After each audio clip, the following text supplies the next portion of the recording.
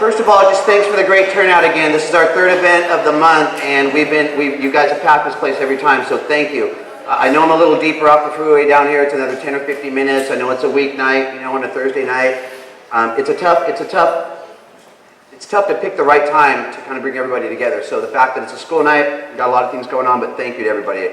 And it's important to me that it's worth it to you. It's worth your drive, it's worth your time, it's worth your $25 a month. It's worth it. I'm here to give and connect to the things that have made our experience special. I'm here to try to give these tools and these guidelines and pass them on to you to create your experience. So that's what's most important to me. So tonight, pitchers and catchers. Pitchers and catchers, take your team to a championship. I don't know, I just kind of threw that out there. There's different things we're going to talk about with pitchers and catchers, but do me a favor, just raise your hand in here if you're a pitcher or a catcher. Awesome, good. Raise your hand if you're not a pitcher or a catcher. Thanks for coming. I appreciate that. Let's say you probably had to come, Tara made you.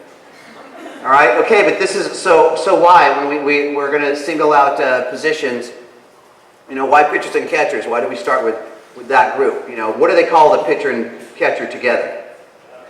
The battery, right? So battery can mean a lot of things. And girls know it's not the things that goes in your remote control and things like that. The battery is the partnership between the pitcher and the catcher. You guys make things happen. You control the energy of the game.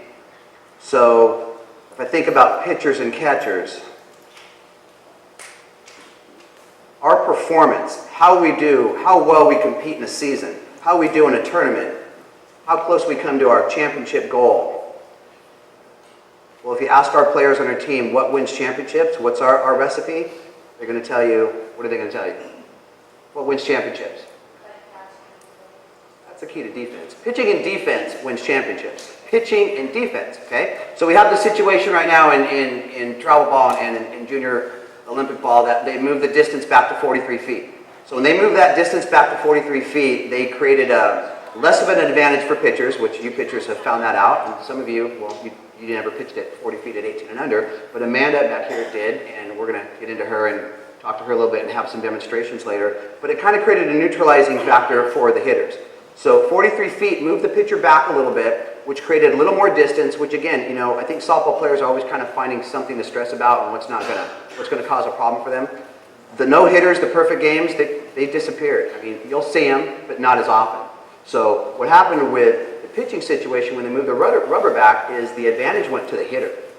You look at the scores of college games, and you don't see a lot of 1-0 games, you don't see a lot of 2-1 games. You'll see them, but if you were keeping track of the sport, we've been doing this 20 years. So you go back to the early 90s, you go back, and there were a lot of pitcher-dominated type games. And just my opinion, it's that shortened distance. You can, when it's stressed that you are trying to hit that 60-mile-an-hour mark and you're trying to reach speed and throw faster, when that distance is a little shorter and you can get that ball from point A to point B a little bit quicker, that batter doesn't have that much time to react.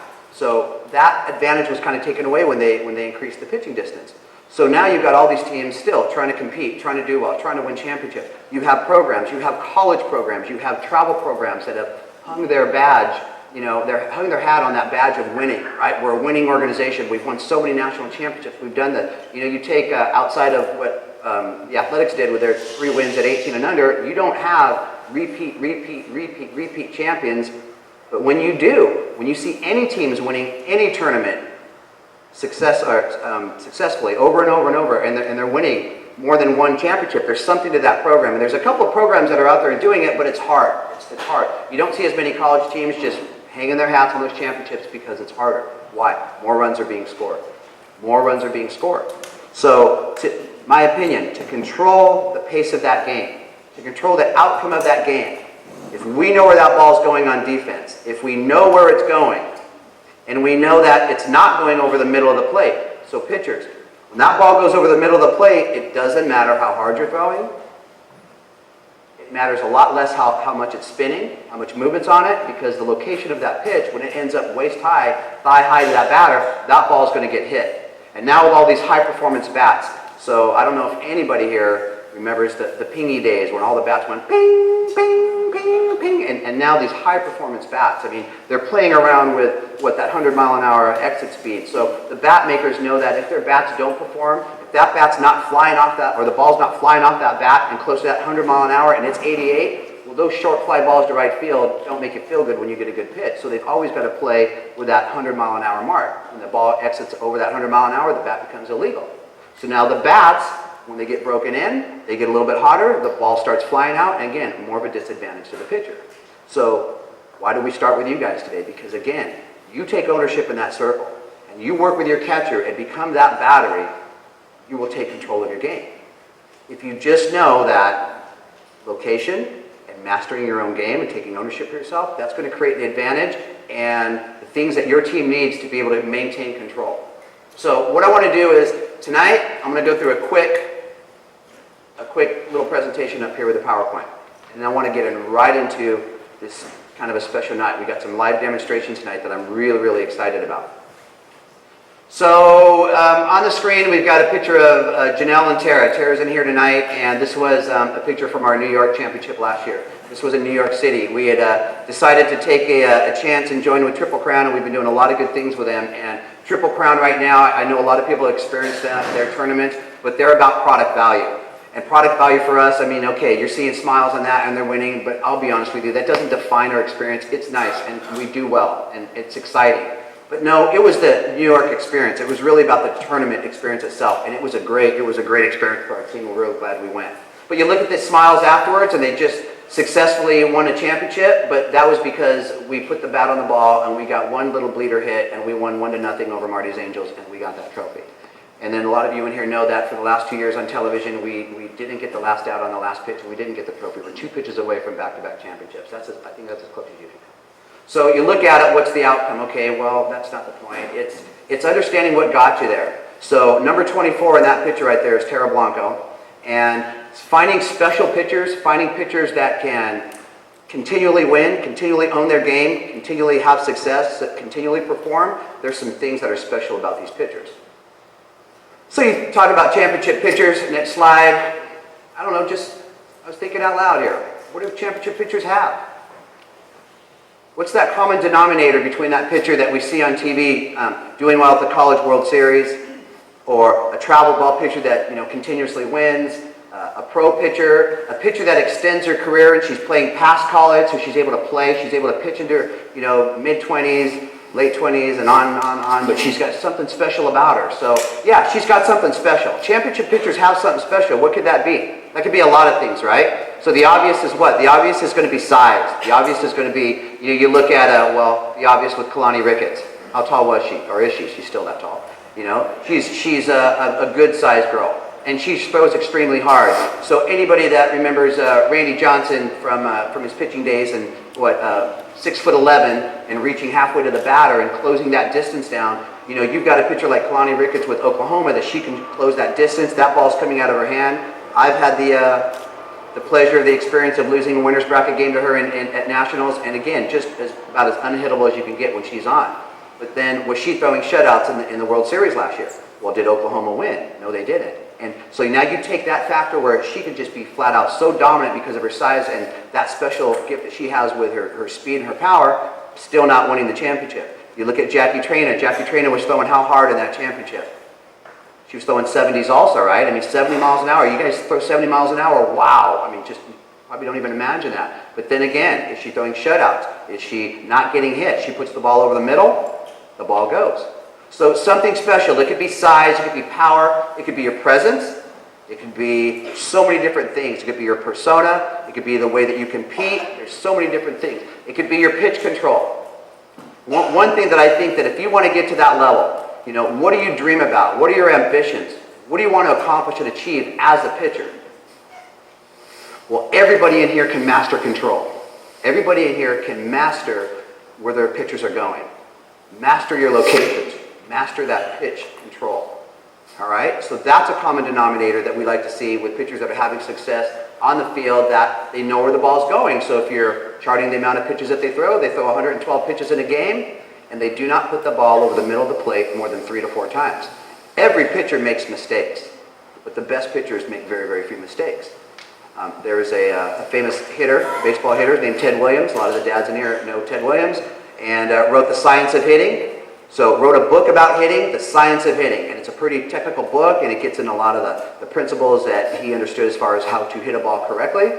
But then anybody that knows anything about Ted Williams and his advice that he would give to young players coming up into the major leagues, and someone would take him over to Ted Williams for some advice, and his advice would always be this. 2 pieces of advice. Get yourself a good pitch to hit. So we'll talk about that with batters at future dates. Get yourself a good pitch to hit, and no matter how good these pitchers think they are, they're always going to give you a good pitch eventually. You just have to wait for it.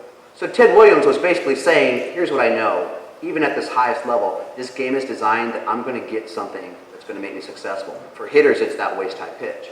So pitchers here, pitch control. Know where that ball's going, okay? If you have 5 pitches and you're trying to impress people with 5 and 6 pitches, I will tell you we had a pitcher that threw for us in the mid-2000s, 2005 I think was when she joined us. Her name was Megan Langenfeld. Anybody heard of Megan Langenfeld? She pitched at UCLA. They won their national championship a few years ago. She won some championships with us. She came to us with 6 pitches, very impressive, very methodical, but only 1 pitch really had the command that to me was just amazing, and it was her screwball.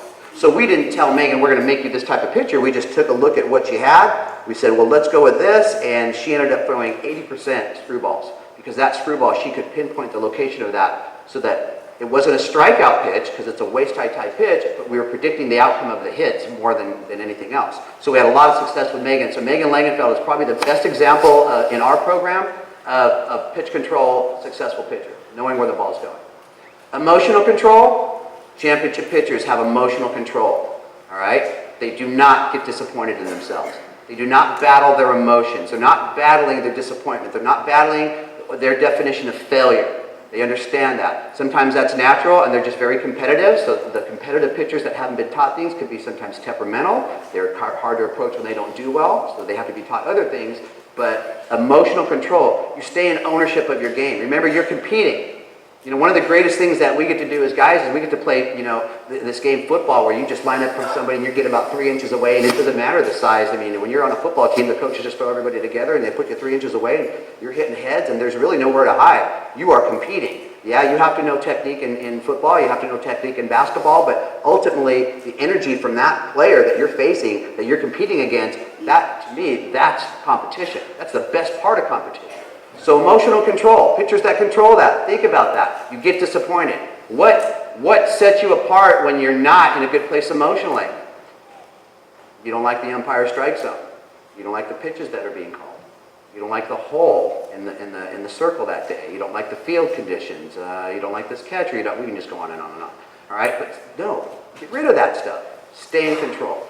Okay, championship pitchers have competitive drive. It's not uncommon to see a lot of successful pitchers be very competitive. Very competitive. They want to win. They want to do well. If you, throw a Twinkie in between them and somebody else, they're going to die for the Twinkie. They want to win. They're there to compete. They just have this competitive nature. So they're out there. They want to do well. Again, sometimes the other side of that when we're working with them is that we've got to create balance when they don't get their way, when the outcome isn't exactly what they wanted. But that competitive drive. So do you compete? So what am I saying to the pitchers in here? Do you compete? Do you compete against that batter? Do you feel like you step in that circle, or you step in that rubber, and you look towards that batter and you're thinking, you're not getting a hit off me? Not personally. You don't have to dislike her. You don't have to call her names. We're not talking about that, but you are not getting a hit off me. You're going to get out. Just like when you're playing checkers, right? You're playing checkers. Who doesn't know what checkers are? Some of the girls, I don't know. Sometimes I talk about these games when I grew up and you're like, what's checkers? All right, you're competing in checkers, right? Jump the checker, right? Play with your 6-year-old little brother. You start thinking too much. You're only worried about your checker, and then your little brother's jumping you all over the place. And you think about it, that's not how you play checkers. And it's too often that I'll look out in the circle and I'll see distress. I'll see that distress. We talked about the facial muscles last week, and she's worried, right? She throws a pitch. She's retracing her arm. She's walking back. She's coming around, and she's trying not to disappoint the people that are going to be talking to her as soon as she gets off the field. Okay, into the dugout and then off the field. So there's no competition. So too many times we see a distressed pitcher versus a distressed batter. There's no competition. They're trying to avoid the bad stuff is what they're trying to do. So tonight, get into that competitive drive. And then the last one is experience. They have experience, okay? You have success at a young age. So Jalen over here, 10 and under national championship pitcher, and she's had some success, but the experience level that she's going to have in 4 years, you can't replace that. Southern California players, we talked about this with recruiting last year, you play 12 months a year, you play 11 and a half months a year, right? Our season starts late August and our season ends in early August. So you think about the length of our season. So the amount of years that you face Southern California batters, let me say that differently. The amount of times that you face batters that are hitting all year round. So you're in Florida, you're in Texas, you're in just good weather states, but then you look at the depth of talent, you look at the amount of players here in California. It doesn't matter where they're at. If you're where all the players are, there's two things. You're going to get the best experience you can get, but you also are fighting like the dickens to be noticed, to have your identity, because so many great players are where you're at. So experience is that last denominator there. Okay, last thing I want to talk to you guys about is I want to give you a little education on your health, on your bodies, okay? So after we do this, we're going to get right into a pitching demonstration, okay? So everyone's heard of the rotator cuff, right? Okay, you've heard of it, but I doubt if you know what it really is unless you work in the medical field, you're a PT or orthopedic surgeon or something like that. So part of the, I think you should get the idea, these slides are a little bit dark, but here's some pictures of the rotator cuff. So the one on the left side says front view, this one over here on the right side says back view, okay? But what you're looking at is you're looking at the shoulder blade and the humerus bone. So the shoulder blade, which is your scapula, so I'll walk up here. Scapula, shoulder blade, all right? Humerus, your arm bone, all right? Humerus, arm bone, ball and socket joint. At the end of this ball and socket joint is a round ball on this bone right there. That's the end of your arm bone, okay? This spine right here, this bony part of your scapula, which everybody can feel, like right on that inside closest to your backbone, okay? Okay. When I explain the rotator cuff muscles, I want to explain these to you guys so that you guys understand what they are, so that you can learn to listen to the first signs of discomfort and you can stay in control of your own health. You can save yourself the doctor trips, you can save yourself the big horse ibuprofen pills that you get prescribed for. You can kind of manage yourself when you understand what's happening with your physiology. So the first thing is, if you just look at muscles, all muscles are meat. All right, players, they're meats. Okay, so everything you eat, so your chicken, your steaks, your hamburgers, meat. Muscles are meat. If you think about rotator cuff muscles are like strips of bacon. They're like strips of beef jerky. Thinner pieces of meat. They're not big steaks. They're not the big porterhouses that your dads buy. They're not that. Hopefully they get to. You know, they're not those. They're not the big leg muscles. They're not the big back muscles. They're smaller muscles underneath bigger muscles. So if you look at them, well, if we look at it like it's a strip of bacon, let's take this infraspinatus. So infra meaning below, right? Spinatus, so off the spine. So okay. So we've got a strip of bacon that goes from this spine here, and it attaches to that arm bone. You've got. There's one up here called the subscapularis, and that actually is a strip of bacon on the inside of your shoulder blade. So it's not on this outside back here, it's on the inside. So it's kind of hard to get to. If anybody's ever had their subscapularis muscle worked on, it's like a therapist getting on the inside of your shoulder blade, and that can be a little bit uncomfortable. But that's another muscle. And then the supraspinatus. The supraspinatus right here is probably the most injured muscle that you have in the rotator cuff muscle. But one thing I want you to show you with this particular muscle is, here's one end here. There is a spine here, this bone here, that comes up off of your shoulder blade. Everybody can feel that point on their shoulder blade. There's that little point. It's called your AC, your acromion process. So that little bone, where it comes up right here, and that little roof, and that's where that little bony part is. What I want you to notice about this particular muscle is this muscle starts here, close to your back. It passes through, and it goes under, like this roof, like this canopy, and it attaches to the arm bone. So a strip of bacon, small piece of meat, middle of your shoulder blade, coming across to the head of your humerus, to that bone. All right. So the problem there is that it has to pass through a couple of hard tissues here, or the bony part here, and that can cause problems. Okay, well, let's talk about the size of the muscle. The muscle is very thin. It's not very big. It's not that big steak you talk about. And then let's talk about what happens when we're throwing overhand and we're throwing underhand, but mostly overhand with projectiles, right? We're projecting our arm. We're throwing it out there. So you think about it. If we didn't have anything holding our arm in our socket, we'd throw the ball and then our bones would just come right out, right? So all of these strips of muscle, strips of meat, these muscles back here are holding our arm in socket. Think about how many times you've done this, right? How many times you've thrown, and it's kind of like taking your foot and just jamming it in your sock, and jamming it in your sock, well, eventually your sock's going to wear out. You only have so many throws in your shoulder. You only have so many. eventually that capsule and that wrapping around your shoulder is going to start to tighten up and it's going to start to rust up a little bit. You're going to get adhesions, sometimes it tears, but what you'll notice is that your range of motion and those things start to disappear as you get older. So because those are so delicate when you're throwing, and especially with the overhand throwing out here, if I don't bend my back when I follow through, then what happens is all of those small pieces of meat are absorbing the follow through.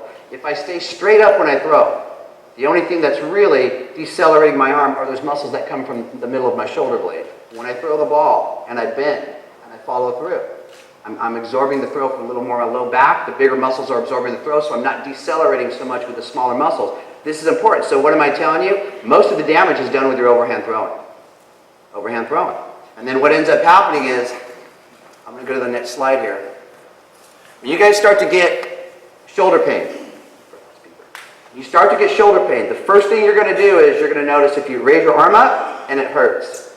Okay, so if you raise your arm up, if you're throwing, you feel a little discomfort when you're throwing, so whether you're pitching, throwing, overhand, it doesn't matter. And you raise your arm up and it hurts. All right, that's your first sign. Okay, if you try to go up your back and you're starting to lose that motion, so I don't know if everyone can see me, but this is normal range of motion in your back, kind of up here. And I was a 20-year player, and that's what I got my ride on. And you guys won't be that bad, but if you start to notice that your arm is here and then it's here, well, you're starting to lose that rotation because these muscles also innervate your arm in what they call external and internal rotation. They rotate your arm in and out. You think, well, what do I really do that for? Well, you do that when you throw and you throw overhand, you're taking the ball and you're internally rotating it, so you're bringing the ball out and you've got to turn that arm in. You see girls that take the ball out like this and they show the ball right away. It kind of looks funny when they throw. They're not internally rotating. And then with your pitching, with your screw balls, that's external rotation. With your curveballs, that's internal rotation. So you're taking those muscles and you're always turning them when you're flipping that pitch.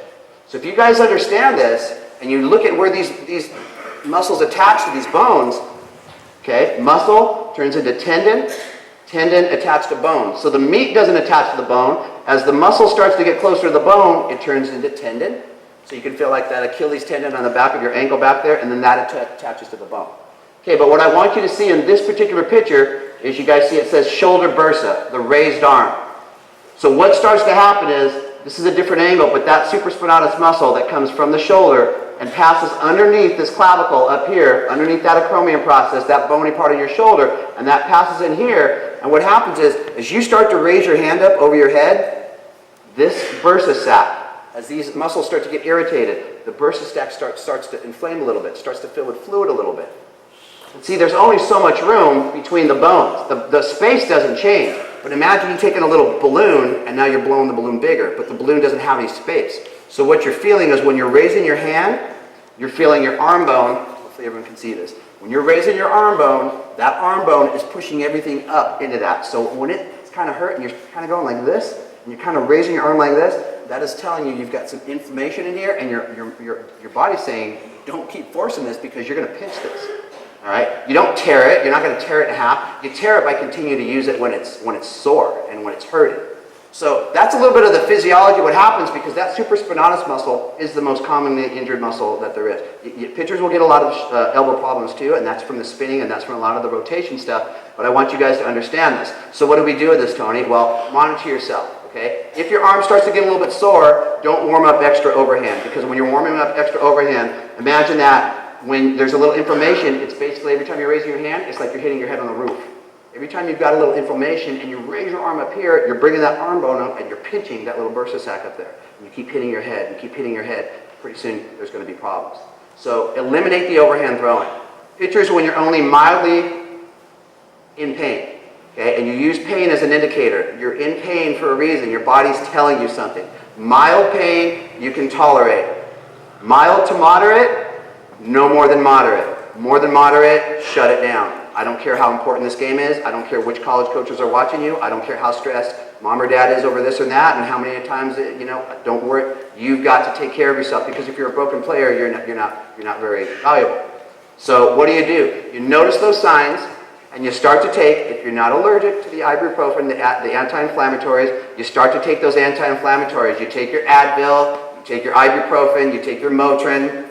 Some people respond a little bit better to naproxen, which is like a Aleve. and a couple others. You wouldn't really take Tylenol. Okay, that's a different type of a pain. That's a pain reliever, but it doesn't have the anti-inflammatory properties that Motrin, ibuprofen, and Advil have. And ibuprofen is really the one I think is, well, I'm a little older now, but it was the most commonly used before. So what you do is you start to get a little shoulder pain. You start to take 2 to 3 Advils twice a day, and you take it for 1 or 2 weeks. You do not take Advil like you have a headache. Oh, my arm hurts today, so let me go take 3 or 4 Advils and then I'm good. Okay, no, it hurts 2 or 3 days later, and then you take 3 more Advil 3 days later. No, if you're starting to experience a little shoulder pain, then what you want to do is you want to keep the anti-inflammatories in your system, because the Advil works like it's getting the river to flow. All right? Inflammation wants to stagnate. Inflammation wants to swell something up and then slow down the process and then impede the movement, so you can't movement. And then Advil is an anti-inflammatory. It's like taking the dam out of the river and let everything flow again. So you're actually getting more circulation, and then you're getting more healing properties. You're going to heal a little bit faster. So the point that I'm saying to you pitchers is that when you do get a little sore on your shoulder, take the Advil and keep it in your system for probably 2 weeks. Even if it stopped hurting, keep it in there for about 2 weeks. If you have a history of stomach problems, obviously if you're allergic, this is just general advice, okay? But that's generally what that's going to help you a lot. And if you listen to that and don't force it, give yourself a week or 2 of rest, and you should be fine. Force your throwing through that stuff, and it's not a good situation, okay? Any questions on this so far? Make sense? Little strips of meat, right? Throw them too much, they tear a little bit, so you've got to really watch your follow through, and you got to pay attention to what it feels like, okay?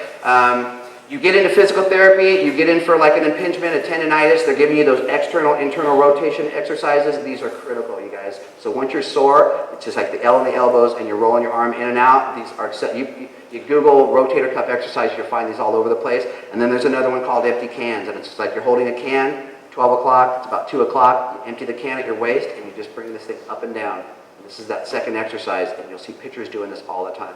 All right, and this exercise right here, this empty the can and lift my shoulder up and down, strengthens that supraspinatus muscle, and that's the one that tends to get pinched in there. All right, makes sense? Okay, remember that, because you guys can save yourself a lot of agony, mental, emotional, physical, and everything else, okay? All right, that is it for that. So, here's what I wanted to do tonight, okay? I'm going to shut myself up, and we're going to present some pictures now, all right? And I want to start with the best of the best, okay? So we're going to bring Amanda out here, Amanda Freed. We go back a little ways till I think she was about 11 or 12, and I got to meet her in my backyard. I was really, really fortunate. Kenny, we'll start tearing this stuff, or move this back a little bit. And then Mel, you can start taking it. So Amanda, we go back quite a ways, and I had the fortunate experience of being able to watch her kind of grow up and blossom and do some great things at high school, at Pacifica High School, and then she went to UCLA and won national championships and All-American, and then boom, I've got her poster. She's on the Olympic team. Hopefully you guys got to see her Olympic gold medal over here. And there are so many different things that make her great, but what I want to do is I'm going to keep talking. Her and Mel are going to loosen up a little bit, and then I'll start kind of shooting some questions and stuff at her. But as she starts throwing, you guys are going to see why I have her throwing. And as I start talking, you'll see the things that are special. Amanda I'm going to kind of speak for her and tell you, she's like a lot of you, and that I think when she was probably 11, 12, 13, she probably heard more from coaches what she wasn't going to do, why she wasn't going to be a great pitcher, what she couldn't do, why she was maybe too skinny or not tall enough, or I don't know what they told her, but she heard those things, okay? I saw it differently, and I think one of my first enjoyable experiences as a travel ball coach was my very first nationals. It was a 1400 national at Rockford, Illinois, and it was just me and Amanda playing catch with each other. She was pitching to me underhand, I was pitching to her overhand, and I was thinking, wow, this is pretty cool. Softball is pretty cool. You could take a softball pitcher, she could throw you 5 or 6 pitches, we can play games, we can do counts, balls and strikes. Well, I'll be honest with you, I think I've maybe found 3 pitchers in the 20 years that have fun with me like that. Like the ability to compete, the ability to throw something and just have fun with it, and just have fun with it, it's hard to find. So what makes her special? As she continues to warm up, and I'm just going to walk around the back and get stuff, so get in her way. As she continues to warm up, you're going to see an explosiveness. You're going to see some crazy spins. I had you guys sign waivers back there, right? It's okay, because I told them that they're allowed to miss 2 balls all night, so we're halfway there. It's all right. We're good. The pitchers watch. Just watch her. Soak in the movement. Some of you are visual learners, right? You look at something and you can mimic it. So her catcher back here is our Melissa Roth. Also, again, going quite a ways back, starting training with us when she was about 11 years old. And again, phenomenal career. Had her best years after high school. 2-time All-American, Team USA player. And, you know, not a lot to do with catching right now, but when you look at Mel back here, I always like to point out 32 home runs in her last 2 years of college ball. She's not that tall, so those of you catchers out here that are hitting a little bit, you might be only a slapper now. She hit her most of her home runs when she was 21 and 22 years old. Okay, the other thing that Mel does an excellent job of is she does a great job of establishing a relationship with her pitchers. So catchers, now we're talking about the battery. Now we're talking about the way a catcher creates a relationship with a pitcher and the way they work together. So what I'll ask is, Amanda, what are you doing right now? Just what are you throwing? What are you? I'm right here. I'm over here. But what are you throwing? Okay.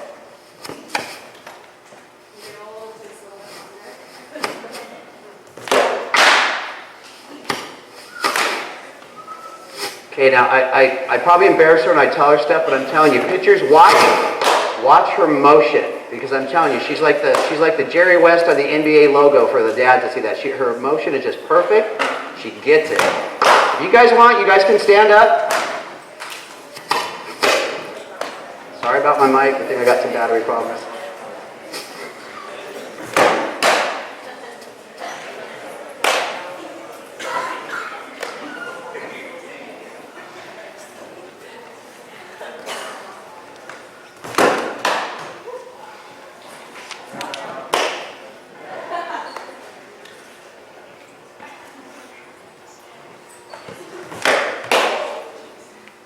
Okay, so what I've asked her to do is kind of just generally warm up.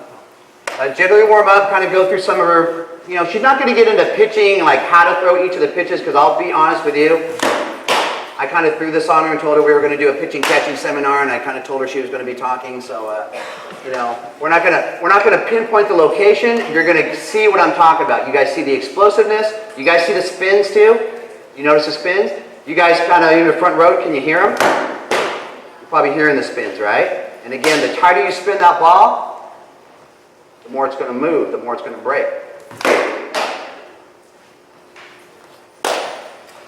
Mel back there has caught the best of the best. She's caught Kat Osterman, she's caught Danielle Laurie, she's catching Amanda Freed, she's caught some of the best pitchers in the world. And if you look at Mel, and Mel's a great catcher, but when you watch her, and again, the lighting in here is decent, but she's just trying to see and catch these spins.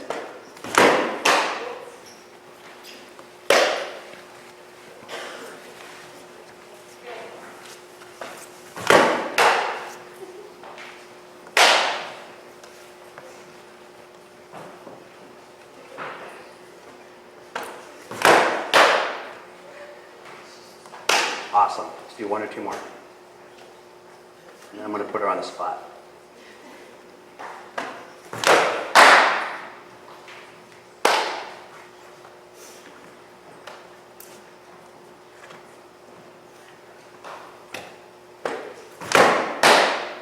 Okay. So I would ask her, especially in the heyday of your competition, what were your pitches? What pitches did you throw? I mean, I threw them all, the normal, I guess, 6 pitches. Screwball, curve, drop, change, and rise. But do you use certain pitches kind of set up batters earlier in the count, so when you're screwball and your curveball, is there certain ways that you use those pitches? How would you say you use them? I mean, every pitcher kind of has their strong pitches in there, not as strong pitches in. You always want to be able to use every pitch every game, no matter how well it's working, how well it's working. If it's not, just because you always want the hitters and the team to know that you have them. So every pitch is used in different situations, whether it's to strike out the batter or to set them up. But in a lot of cases, people don't know how to change up. That's really important, even if you're working on your changeup and you don't have a great one, still to use it, because that's the one pitch that if you let that other team get comfortable and you don't raise speeds, then you're going to get yourself in trouble because they're going to start sitting on your card stuff. It really doesn't matter how hard you throw, you can't mix the speeds. and we're going to get to her changeup because her changeup to me is what set her apart. Her changeup and her rise ball. All right. Did you feel like you could beat any batter with any of your pitches? I did. Yep. Yep. And I think it's important also to know that there's a lot of scouting that goes on right now, and you'll see reports on certain hitters that, oh, don't throw them this pitch because they're going to take it out of the park. Well, if that's your best pitch, I would take my best pitch over her key zone anytime, you know, so don't be afraid to throw your best pitch into a hitter's zone. If you break off a big pitch, you're going to beat them every time. What age did you start pitching? I'd say I started pitching about 8. Seriously though, about 13 or 14. What made you want to pitch? Somebody make you do it or you asked to do it? No, I think I was the one that just wanted to do it. I do remember I cried on the mound when I was like 8 because I didn't want to. So I was playing out the division, my mom threw me in kind of we had a tall girl, a really good pitcher. She kind of threw me out there and I just kind of cried and then walked off. But I think the next year I caught for the year. And we all started as a catcher and then I was back at pitching, so. But I want you guys to hear that, right? I mean, she's human. She felt those things too. Amanda Free cried in the circle. I like to hear that. Who was your first influence, first pitcher that you saw, like, wow, like made an impression on you? That's a tough one. I think it was honestly the girls in my age division that I was really small when I was growing up, and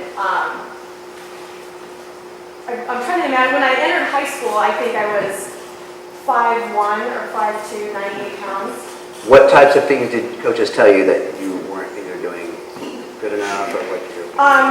I was a second baseman, shortstop, and I was just kind of told, like, you're a great infielder, you should stick to the infield, and never really had an opportunity to throw. So I was just sitting on the side, and I mean, starting from when I was really young, I'd make All-Stars every year, never as the pitcher, and I was kind of just that backup girl. And I remember 10 and under was my first travel trip, and my All-Star team was invited out to Chattanooga for an invitational for All-Star teams, and I was just a little thumber pitcher. I just had like a turnover fastball that just did this every time. I think it was more like a gravity drop than anything.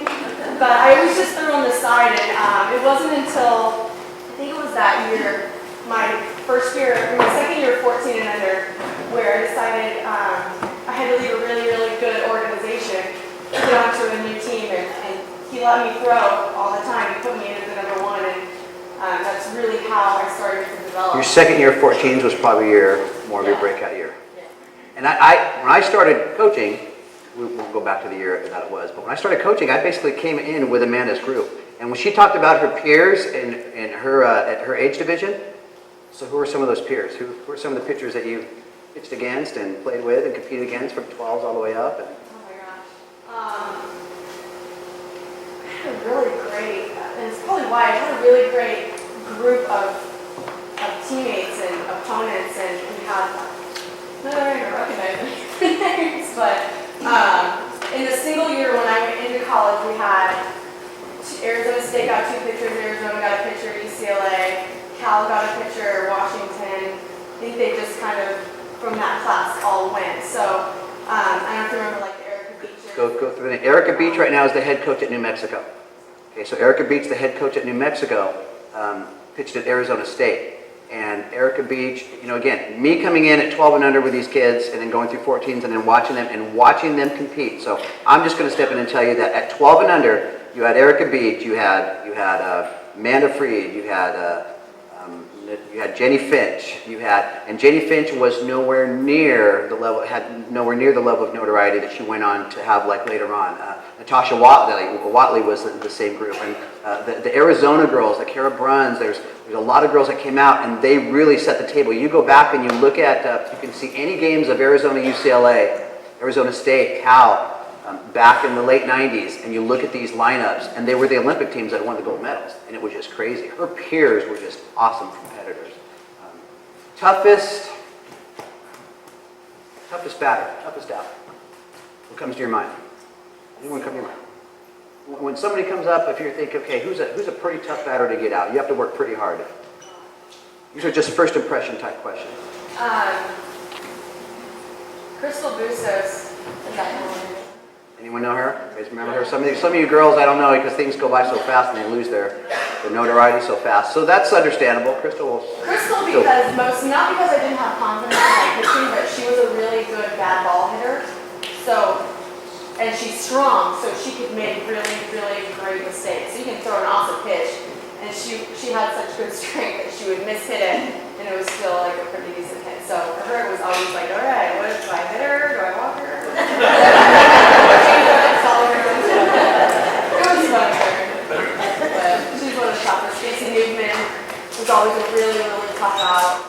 Okay, Stacey Newman, assistant coach at San Diego State right now, right? And has the record for the most home runs in a college career. I believe it's like 90 something, right? And again, teammate of hers at UCLA. Toughest team that you remember facing? Facing a team, you're like, oh, okay, have to be on my game. Like in college? Anywhere. First thing that comes to your mind. Could be internationally, could be anything. Could have been my Firecracker team at 14 under. Could have would have been back then. When I was playing travel ball, there weren't as many teams. There was a handful of really, I would say, like a handful of really competitive teams.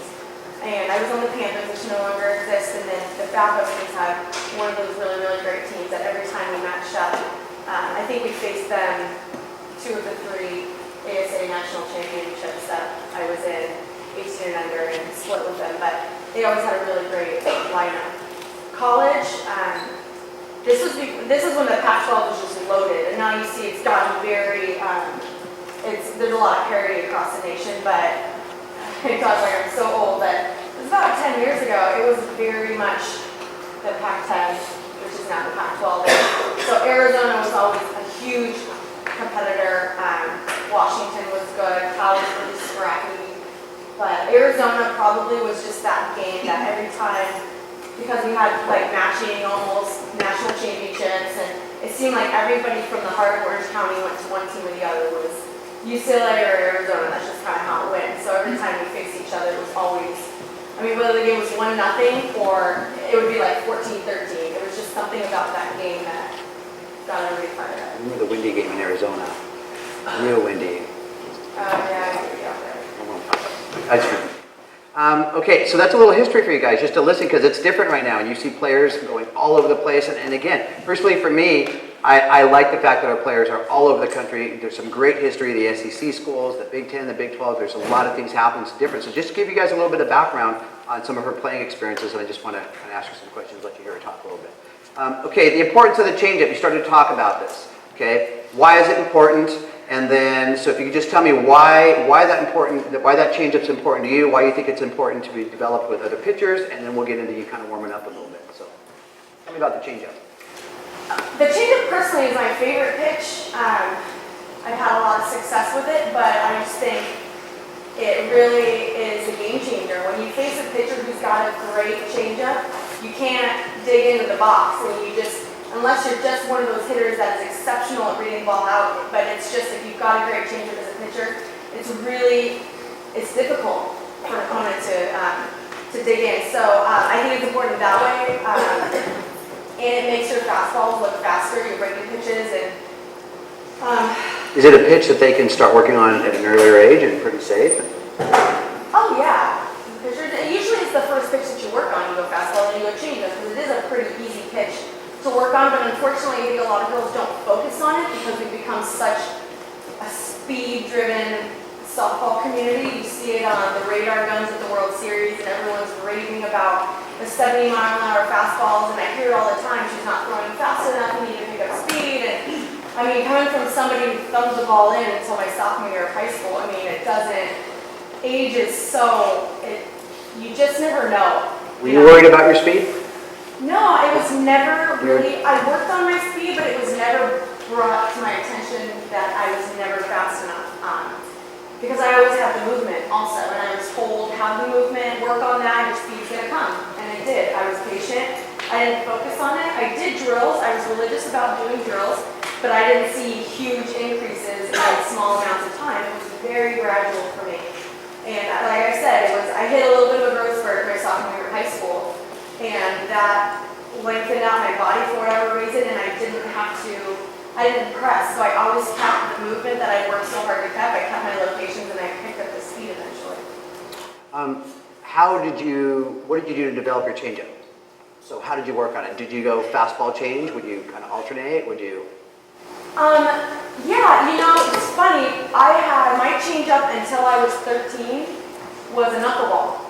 And it was awesome. I'm not just like pumping myself up, but I did like a 3-finger, and for some odd reason I picked it up really easily, and it would do like this little floater in. And once I started picking up a lot of speed, my knuckleball started picking up speed, and with the distance so short, it didn't have the time to move around as much, so I started to develop another changeup, and I tried every changeup in the book. I tried the horseshoe, I tried the backhand. I could not get anything to work, and what I ended up doing, honestly, was I just worked on my mentality of what I thought the changeup needed to look like from like a hitter's perspective, and I tried to get my body to be deceiving and to get the ball to do what I wanted to do. From a hitter's perspective. Does that make sense? So it was more of a mental thing for me, and so for the longest time I thought that I threw my changeup a certain way because that's what I had in my mind what I was doing, and I was good at it and I was successful, but realistically it turned out that my mechanics were all over the place. I didn't find this out until my last year playing ball that I actually threw it a different way than I thought I did. Can you do me a favor? Just kind of move forward a little bit, but spin the ball the way you're spinning the other night. Remember I was watching you spin it? And pitchers, I want, when she walks, and just kind of keep walking like you're going to throw anything. But pitchers, watch when she does this and look at the tightness of the spin.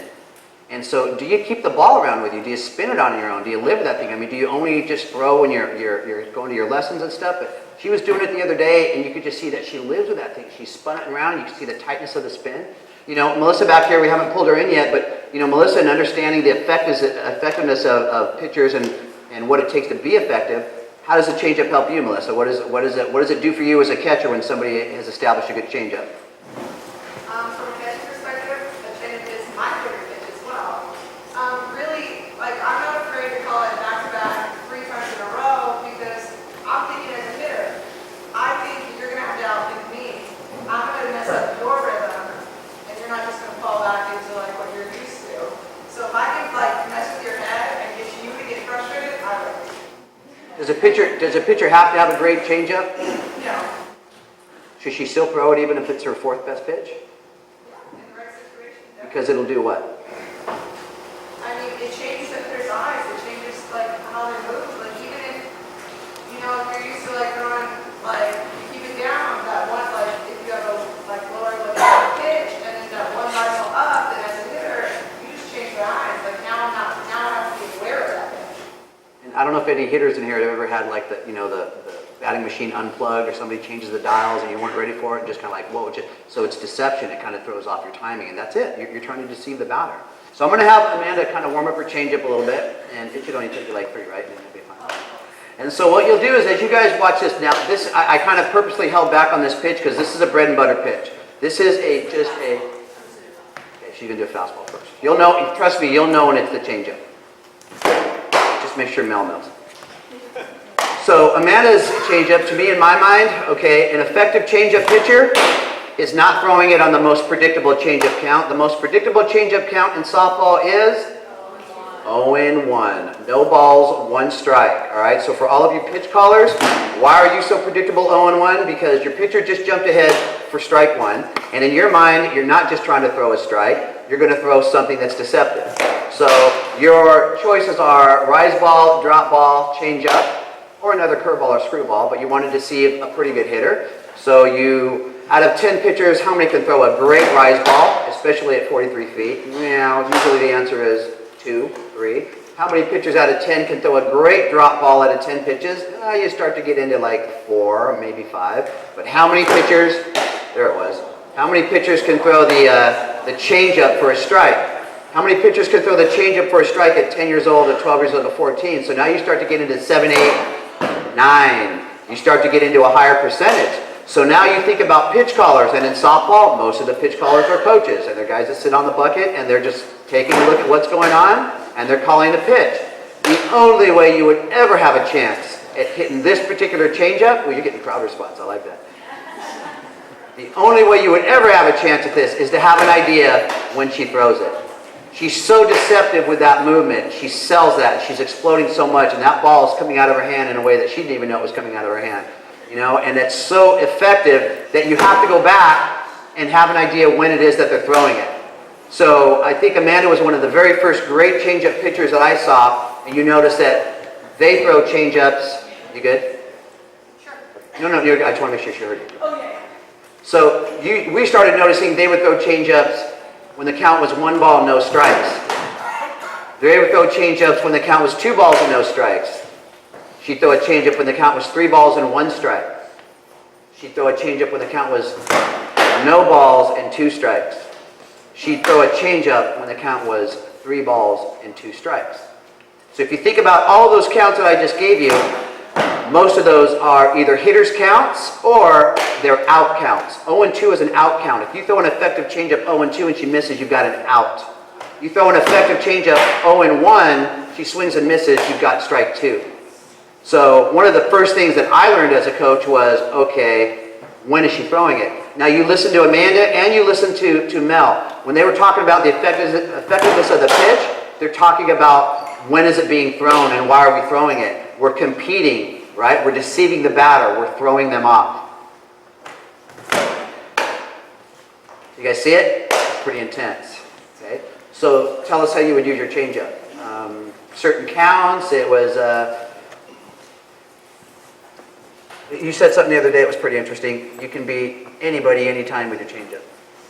That's what you feel, right? Yeah. Shouldn't she though with this changeup? So if you have that courage or that conviction behind that, right? Your conviction, you're committed behind that. You see that that's the other half of this great pitch. But are there things from the batter that you're looking at? How would you decide when to throw it? The best part for me was I would throw it anytime. I mean, there would be some innings where I would throw probably 60% changeup, just because it starts to toy with you. It starts to toy with your mind as a hitter because there are so many changeup situations that everybody sticks to by the book that the more you throw and the more you throw them off, then they kind of start getting in their own head. If they know that you can throw that pitch at any count, they can never dig in. Like I said earlier, there's certain. I know for me, if I've got 0-1 or 0-2, I'm always thinking right side because I know it's a changeup count, that I won't be early on the changeup and I'll be able to protect the outside. I've got quick enough hands to fly on the inside. But your mentality as a hitter is, way deeper on those changeup kind of counts. So if you have the ability to throw it in any count, they're always going to be able to either always sit back or they're just never going to know. So they're not going to have to play out of the box. So for me, I would throw it in any kind. I'd throw it 3 in a row. I would throw it 3 in a row, she fell off the third one and I throw it again, or 3-2 counts, and so they'll never expect it on a 3-2 count, and I knew I would go for a strike every single time. Rarely did I throw it for a ball, and if I did, it was a miss, and a lot of times the umpires missed it. So and you'd spot your change. You put it in the zone. Would you put it in the dirt? You know what? I threw it. Let it do what it's going to do. And honestly, I believe if you have a deceptive enough changeup, you don't need to throw it on the corners. It's a strike pitch. Like for me, it's a strike or it's just off the plate. It's a chase pitch, but I never had to put it so perfect on the corner, in order for them to miss it because the motion and the drop on the ball is enough to get the hitter out. So for me, most of the time it was always just a strike pitch. And I mean, there will be some 0-2 counts or if the hitter's kind of on it, I'll throw it a little bit away just because a lot of hitters, if they pass out, I don't want to make a mistake, but for the most part, it was just throwing it strike. Players, you guys have any questions for her? Any questions on how she throws it? Any questions on, do you wonder anything? I can take the microphone to you. Throw a couple more. Let's go, let's alternate. Let's alternate something hard and then change. So we'll go hard speed, then change up. And just imagine yourself as a batter, okay? Because I can't tell you how many times, we're watching somebody out there and again, just take this for what it's worth. You're complaining about the pitches being called, but you're not having any conversations about what to do with it. And so then it's not uncommon for us to notice a pitcher that has a very good changeup. I've got 1 or 2 on my team. Sometimes they'll go 4 innings, and you've seen 1 or 2 changeups. So you're saying, hey, how about that changeup? And they'll go, oh yeah. So listen to Amanda. She knows how to work it in. She knows she's not afraid. Not only is she not afraid, she wants to show it to you anytime. So to me, what is it? What is it about this motion that stands out? What makes this so deceptive? For me, it's all about the sell. So pitchers, I don't know if you hear this, but sell it. Sell the changeup.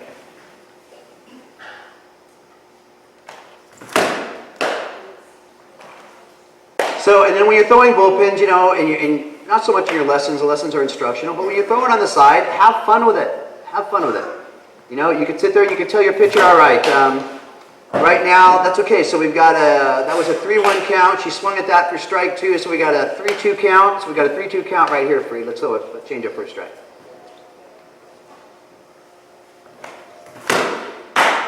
Good. That's all right. Now, what did you guys notice that she did when I said we got a 3-2 count? Let's change it for a strike. Did you guys see Amanda's face? She smiled, right? Okay. If I would have said, I got to have a strike right here. You got to really sell this or whatever it is. So you get into her competitive mind because I just know that about her. If I just say there's an imagine, if I tell her I'm batting right there and I'm about to hit this pitch, and she just kind of, oh no, you're not. And then she just smiles. So again, embrace that, because what I wanted to put in front of you tonight was what I just call it like a perfect image. I mean, you're hearing her mind, you're watching her motion, you're seeing this stuff. A lot of you do understand a lot about the mechanics, but soak this in because you take this home with you. And then again, watch yourself. Watch your motion in the mirror. Watch your motion in the in your shadow. I noticed that with the Japan team, that they shadow swing. The Japanese program, they watch themselves, they watch their shadows, the pitchers are walking around, they're looking at themselves, they're paying a lot of attention to that, how they're physically doing things. And that's something else that she got to do too. She got to play in Japan, right? What was that like? That was awesome. I loved it. It's a whole nother ballgame when you talk about being thrown into a culture, but just like here, they've got their own softball culture out there, and it's just so different. But it's very warming, and they're very, I don't know if you had a chance to watch any of the Japanese teams on television during the Olympics, but they're very meticulous, and they're perfectionists, and everything they do is so mechanically sound. They're almost too mechanical in what they do, because they'll get you in a 1-0 game. They won't let much get by in terms of like defense and stuff, and they're coming around, they're a little scrappy up to the plate, but they're a lot of fun to be around, and they work hard. They work harder than everybody. Any team that I've ever been a part of, they work so hard. Pretty intense. What was it like just living in that culture and being on the other side of the world? And did you enjoy the food and everything? Did you have to get used to anything? Or what was it like?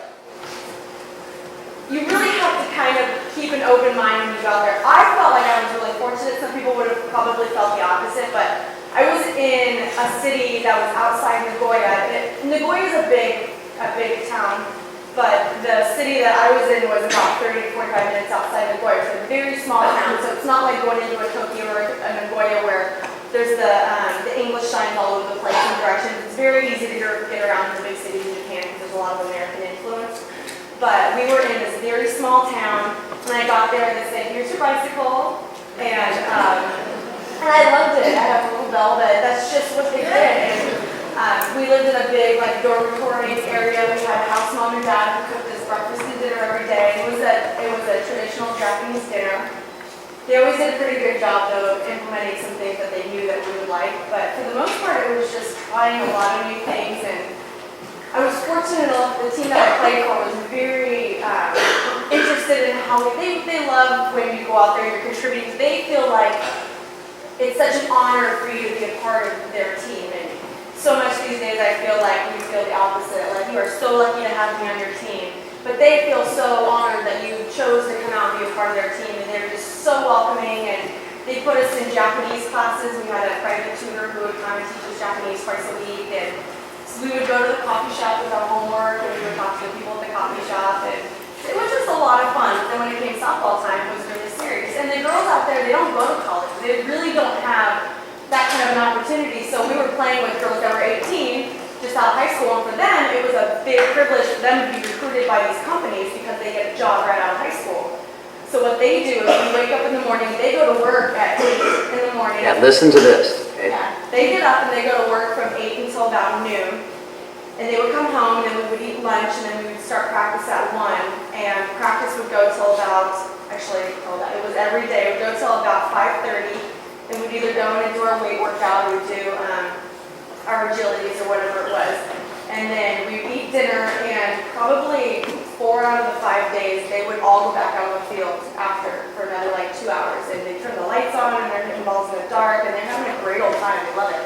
So they would have been 10 or 11, wake up, go to work the next day. And that's just that's what they do. So it's not a college situation. Out of high school, they're working. They go and work for the corporation. Then they go and they practice. And then they go and they eat, and then they go and they practice, and they go back and they work. So it's totally different. Now, our girls in South Africa were a little bit amazed at just, they had their own money, and it was just interesting. And the big thing I want you players to get out of this is, again, this sport can take you in places you never really realized. I got to go to some pretty cool places as a ball player and a coach.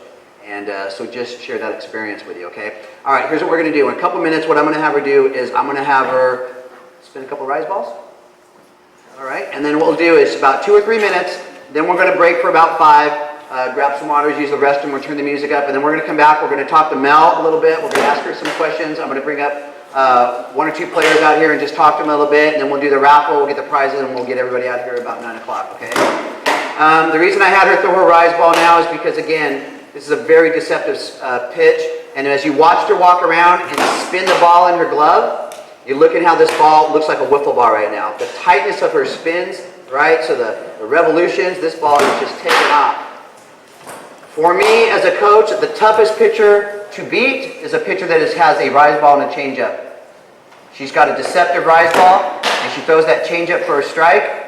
We now have to take guesses. We have to guess on what we think she's going to throw. So again, look at the movement. Look at how this ball looks like. If Mel wasn't going to catch it, that one would have stayed low and just kept going.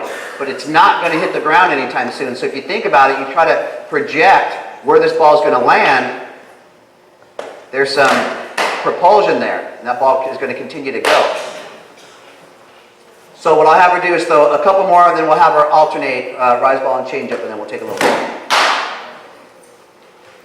I mean, try to just see that and react to whether you think it's a strike or not. Good luck. So I can tell her now because I'll never have to face her again. It's when did we think she was going to throw it? Did we think she's going to throw a changeup? Did we think she's going to throw a rise ball? And we have to have an approach, so it's 1 or 2. So sometimes you guess right, sometimes you guess wrong. All you need is just to be 1 hit better. Didn't happen very often. All right, so there's the rise. Can we do changeup? Now again, pitchers, 43 feet. Pretty hard to get in the situation. Here's the change.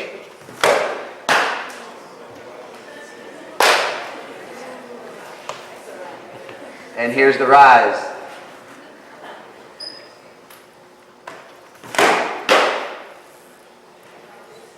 And here's the change. We'll go 1 more of each.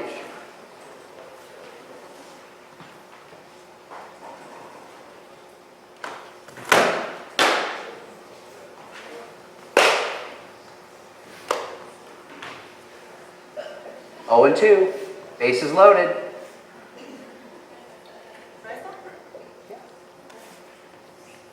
I'm going to throw a changeup, didn't I? Okay, got her off the plate, so now we have to throw the changeup again. So now it's 1 and 2.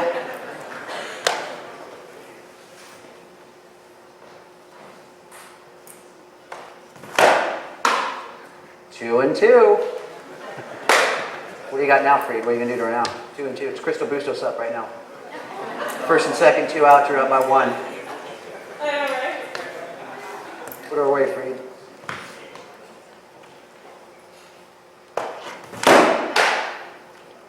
Three and 2.